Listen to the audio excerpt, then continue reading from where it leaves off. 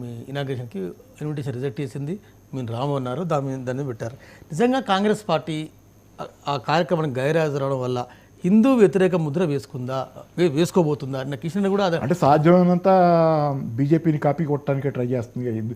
Soft హిందుత్వం అనే మాట దానికి అంతే పెడితే ఇప్పుడు రాహుల్ గాంధీ గారు సాధ్యమైనంతగా గుళ్ళు గోపురాలు తిరుగుతున్నారు. ఎలక్షన్ల ముందైనా జరగనియండి. హిజాబ్ విషయంలో సిద్ధరామయ్య గారి నిర్ణయాన్ని మళ్ళీ వాపస్ తీసుకుని సిజాబు ఇది ఆ పాత నిర్ణయాన్ని కంటిన్యూ చేస్తారని. అంటే బీజేపీ చేసింది దేన్నైనా వీళ్ళు హిందుత్వ విషయానికి వస్తే కనుక బీజేపీకి భిన్నంగా కాంగ్రెస్ ఏం చేస్తుందని. కాకపోతే ఏంటంటే వీళ్ళిద్దరి మధ్య రాజకీయాల్లో వీళ్ళు అందుకే రావటం లేదు, వీళ్ళు హిందూ వ్యతిరేకులు అని చెప్పి కిషన్ రెడ్డి గారు అంటారు. అయితే ఇక్కడ రానిది ఒక కాంగ్రెస్ పార్టీ, రాజకీయాల్లో ఉన్న కాంగ్రెస్ పార్టీ కాదు, దానికంటే శంకరాచార్యులు నలుగురు పీఠాధిపతులు కూడా మేము రావు, ఇదంతా రాజకీయం అని చెప్పారు. మరి వాళ్ళు ఇప్పుడు మీకు కాంగ్రెస్ పార్టీ రాకపోయినా వచ్చినా ఎవరైనా నాస్తికవాదులు కొంతమంది మాలాంటి వాళ్ళు వెళ్ళినా వెళ్ళకపోయినా మేము కాదన్నా అవునన్నా వాళ్ళకి నిజంగా ప్రాబ్లం కాదు. ఇప్పుడు ప్రాబ్లం ఎవరిది? శంకరాచార్యులు నలుగురు అన్నదాని ఎఫెక్టే ఎక్కువ. కాంగ్రెస్ పార్టీ రాదు, కాంగ్రెస్ పార్టీ నేను రాను అయోధ్యకి అని చెప్పిన దాని ఎఫెక్ట్ కంటే, సోనియా గాంధీ చెప్పిన దాని ఎఫెక్ట్ కంటే నలుగురు శంకరాచార్యులు చెప్పింది జనం మీద ఎక్కువ ప్రభావం పడుద్ది. వాళ్ళందరే మరి వాళ్ళేం అంటలేదు కదా, వాళ్ళేం అంటలేదుగా. అటు వదిలేసి ఆ నలుగురు వాయిస్ వోకల్గా చెబుతున్నారు. ఓరల్గా పూర్తిగా గుడి పూర్తి కాకముందే దాన్ని లోపలికి చేయటం అదంతా తప్పు, లేకపోతే చాలా రాజకీయాల కోసం ఓట్ల కోసం చేస్తున్నారు, ఇన్ని మాట్లాడుతున్నారు. సోనియా గాంధీ కనీసం ఇన్ని మాట్లాడుకోకుండా నేను రాను కాదని. ఇప్పుడు సీతారాం యేచూరి, మమతా బెనర్జీ వామపక్ష లెఫ్ట్ ఓరియంటేషన్, అదే లెఫ్ట్ ఓరియంటెడ్ అంటే వాళ్ళు అసలు ఎటు వెళ్ళారు సార్, వాళ్ళు పోవడం లేదు, జనాలకు కూడా తెలుసు కదా. కానీ ఇంత పెద్ద కాంగ్రెస్ పార్టీ ఒక్కసారిగా బ్లైండ్గా ఇన్విటేషన్ రిజెక్ట్ చేసిన బ్లైండ్ ఏముంది? ఇప్పుడు వాళ్ళు ఓట్ల కోసం చేస్తున్నారని శంకరాచార్యులు లాంటి వాళ్ళకి అర్థమయ్యే వాళ్ళు మాట్లాడుతుంటే మతాన్ని దాన్ని అంతగా ప్రేమించేవాళ్ళు, అభిమానించేవాళ్ళు వాళ్ళే దీనిలో రాజకీయం చేస్తుంది. బీజేపీ మతాన్ని రాజకీయం కోసం వాడుతుందంటే మీకు ఆబ్వియస్గా కాంగ్రెస్ నానంటే రాజకీయాల కోసం చేస్తుంది కాదండి. ఇప్పుడు విహెచ్పి కానీ తర్వాత ఆర్ఎస్ఎస్ కానీ ఒక ప్రచారం చేస్తారు, సోనియా గాంధీ క్రిస్టియన్, రాహుల్ గాంధీ క్రిస్టియన్, వారు ఇలాగూ రారు. సీతారాం యేచూరి నాస్తికుడు. ఒక అతిపెద్ద జాతీయ పార్టీ ఏ జాతీయ పార్టీ అయినా కూడా, ఏ రాజకీయ పార్టీ అయినా కూడా ఓట్ల కోసం రకరకాల ఆలోచిస్తారు. కానీ ఇంత బ్లైండ్గా రిజెక్ట్ చేయడం అంటే కాంగ్రెస్ పార్టీ తొందరపడిందేమో అని. అంటే పెద్ద కాంగ్రెస్ పార్టీ ప్రిన్సిపుల్డ్గా ఉండి బ్లైండ్గా రిజెక్ట్ చేయాలి. ప్రిన్సిపుల్డ్గా ఉండే వాళ్ళు అయితే వాళ్ళు కనుక సాఫ్ట్ హిందుత్వ కూడా వాళ్ళు అనుసరించకూడదు. మరి సాఫ్ట్ హిందుత్వం ఇప్పుడు నువ్వు ఏ హిందుత్వ అయినా ఫాలో అవ్వు, బీజేపీ హిందుత్వం ముందు మీది హిందుత్వ దిగదొడిపే. ఎందుకంటే బీజేపీ హిందుత్వ దేని మీద ఆధారపడి ఉంది? హిందువులకు ఏదో చేయటం మీద ఆధారపడి లేదు బీజేపీ హిందుత్వ, అది యాంటీ ముస్లిం మీద ఆధారపడింది. కాబట్టి నువ్వు యాంటీ ముస్లిం కాలేవు కదా కాంగ్రెస్ పార్టీ. కాంగ్రెస్ పార్టీ అప్పటికీ దాని జీవితంలో యాంటీ ముస్లిం కాలేదు, అది ఏ పార్టీ కాలేదు. ఈ బీజేపీ భిన్నమైన పార్టీలు అయ్యి, సరే బీజేపీ వాళ్ళు కూడా చెప్పొచ్చు మేము యాంటీ ముస్లిం కాదని, కానీ వాళ్ళు చేసే పనుల్లో చాలా వాటిల్లో ఒక్క ముస్లింకి సీట్ ఎవరు, ఒక్క ముస్లిం నుంచో ఎలక్షన్ రిప్రజెంటేషన్ ఉండదు, ఏది చేస్తారు కదా చాలా వరకు. ఇట్లాంటివి అవన్నీ ఏ సందేశం పంపుతున్నాయి? యాంటీ ముస్లిం అని.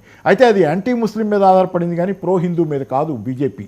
ప్రో హిందూ అంటే ఎలా ఉండాలి? హిందువులకైనా ఏదైనా ఆర్థికమైన ప్రయోజనాలు జరగాలి కదా ఈ దేశంలో. ధరల భారం ముస్లింలు ఎంత మోస్తున్నారో హిందువులు అంత మోస్తున్నారు కదా. అందుకని that is not pro Hindu, it is దాని చేతల దృష్ట్యా అది చెప్పినా చెప్పకపోయినా యాంటీ ముస్లిం. మరి అలాంటప్పుడు మీకేమవుతుంది? కాంగ్రెస్ పార్టీ కాగలదా జీవితంలో యాంటీ ముస్లిము? బీజేపీ అది కమ్యూనిస్ట్ పార్టీ కాగలదా యాంటీ ముస్లిం? ఇంకే పార్టీ కాగలదా యాంటీ ముస్లిము? వాళ్ళ స్వభావం స్వతహాగా వాళ్ళ ఐడియాలజీ దృష్టి వాళ్ళు యాంటీ కాలేరు.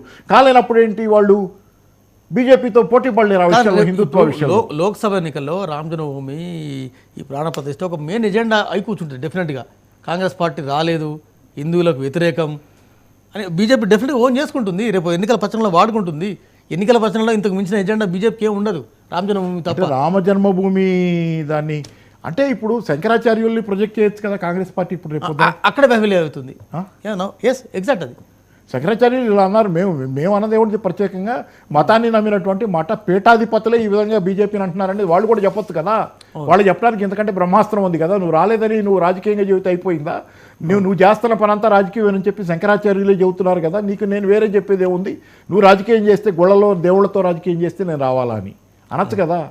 ఉంది కదా వాళ్ళ దగ్గర కూడా పాశుపదాస్త్రం ఉంది. ఇటు బ్రహ్మాస్త్రం ఉంటే అటు పాశుపదాస్త్రం ఉంది. కానీ ఎన్నికల్లో అది ఆమోదుగా దాన్ని అంటే వినటానికి నాకు ఇష్టం లేనప్పుడు ఏది నా చెవిలో పడదు. ఎందుకంటే మనం కూడా బీజేపీకి ట్యూన్ అయిపోయి ఉన్నాం అనుకోండి. మనం బీజేపీకి ట్యూన్ అయిపోయి ఉంటే ఏది ఎదుటోళ్ళు ఏం చెప్పినా మనం కాదంటానే ఉంటాం. ఎప్పుడు దాకా మనం కాదంటాం?